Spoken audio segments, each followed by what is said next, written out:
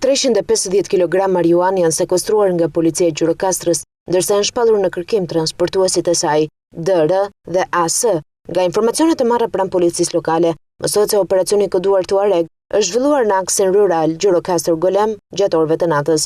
Agjentët e policisë janë vendosur në dieni të këtij trafiku në rrugë operative dhe menjëherë janë nisur drejt fshatit Golem, ku kanë bërë të mundur sekuestrimin e drogës. Gjatë ndjekjes, forcat e policisë janë pikasur nga 2 transportuesit, të cilët kanë braktisur automjetin dhe kanë mundur t'i shpëtojnë kapjes, duke përfituar nga errësira por edhe terreni malor të përrithyer. Nga kontrolli i kryer në automjet, rezultoi se në brendësitë e tij ndodheshin 300 pakot mbështjella me super ambalazh, të cilat në total peshonin 350 kg.